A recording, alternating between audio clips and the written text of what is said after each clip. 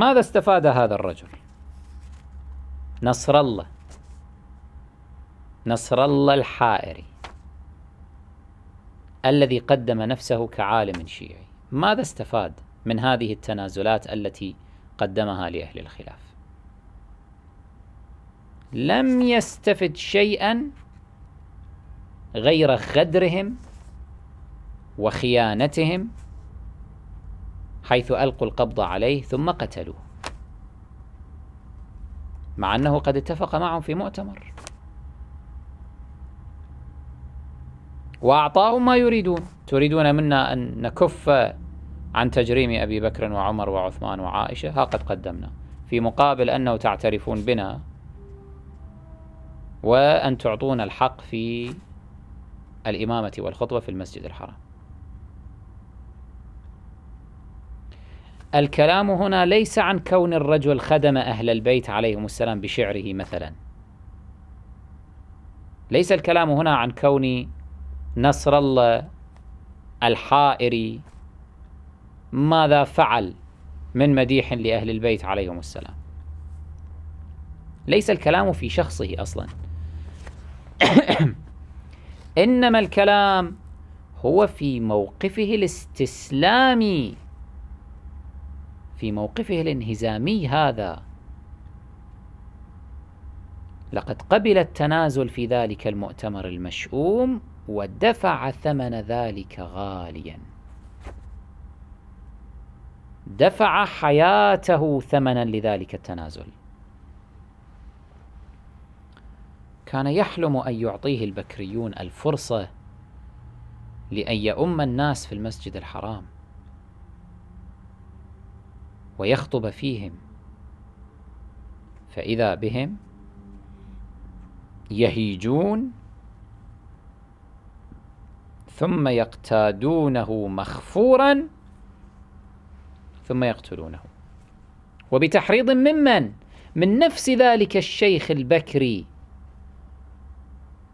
الذي كان يحاوره في النجف لتحقيق الوحدة الإسلامية المزعومة، هو نفسه الذي طعنه في ظهره فحرض عليه حتى قتل. ثم لم يكتفي بذلك، بل ألف كراسا في الطعن في الشيعة، وزعم في كراسه أن الذين حاوروه في النجف من الشيعة لم تكن لهم حجة، والكراس موجود. إذن ما النتيجة من المؤتمر المشؤوم هذا؟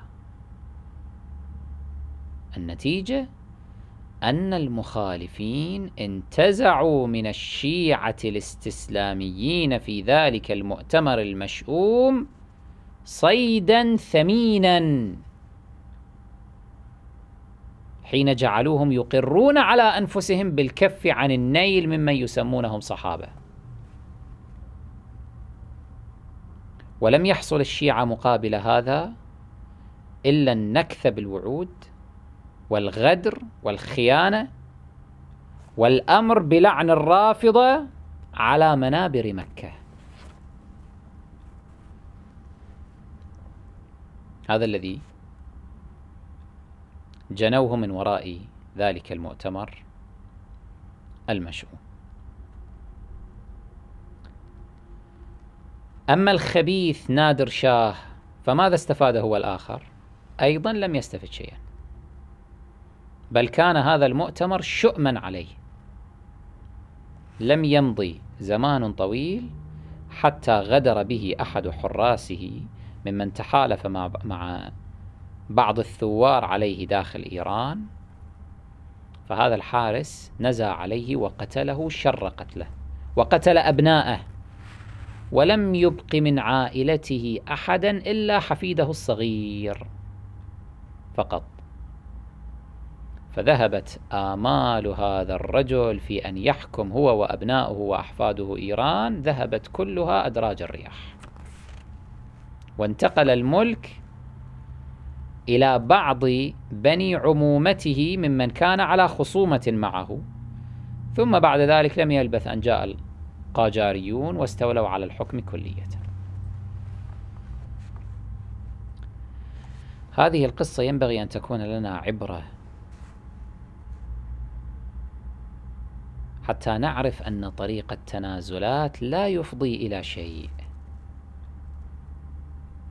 طريق التنازلات لا يوصلنا إلى شيء. ما قيمة أن يعترفوا بمذهبنا ويسمونه المذهب الجعفري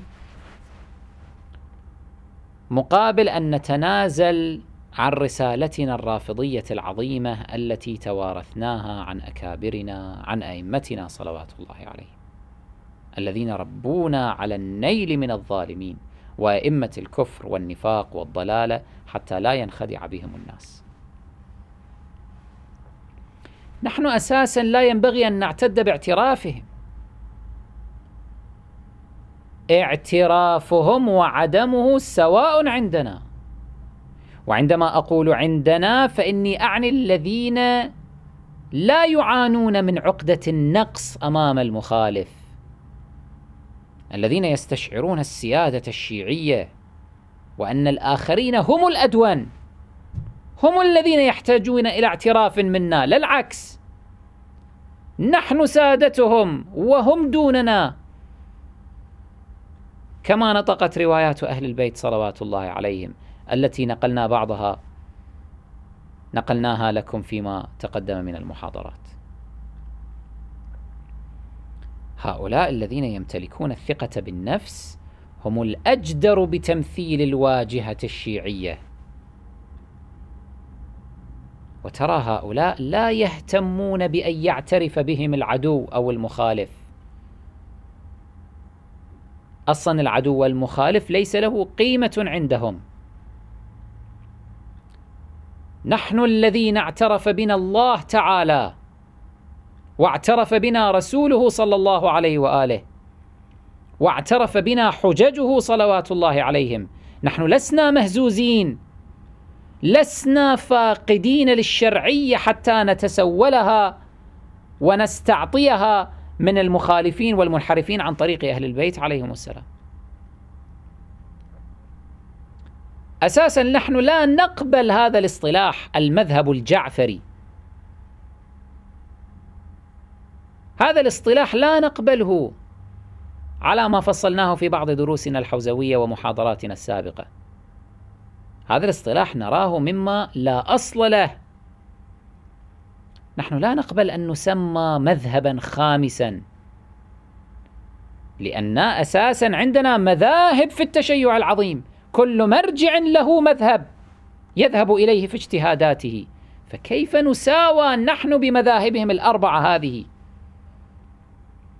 ومن قال أصلا أننا نعترف بهذه المذاهب الأربعة أو نعترف أنها على حق أو نقر أنها على حق حتى يدرجوننا فيها أو يلحقوننا بها كمذهب خامس؟ ما هذا الذل؟ لماذا أنتم هكذا؟ ترقوا عن هذه الوضاعة واعرفوا قدر أنفسكم. أنتم شيعة آل محمد، أنتم مجد الإسلام، أنتم عز الإسلام، أنتم سادة المسلمين، لستم ناقصين حتى يكملكم الآخرون، لستم تستجدون من أحد حقوقكم، لا تطلبوا من غيركم أن يعطيكم فرصة الإمامة والخطابة في المسجد الحرام، بل أنتم من تعيدون المسجد الحرام والمسجد النبوي الشريف إلى ولايتكم، إلى أوقافكم، فتكون الإمامة والخطابة لكم على رغم أنف أهل الخلاف ومن لا يرضى. نحن شرعيتنا نستمدها من أئمتنا الذين هم الأئمة الشرعيون، وهم يستمدونها بدورهم من خاتم النبيين وصاحب الشرعية الإلهية على الأرض محمد بن عبد الله صلى الله عليه وآله. نحن ورثة هذه الشرعية. هذه الشرعية بيدنا نحن لسنا صغارا.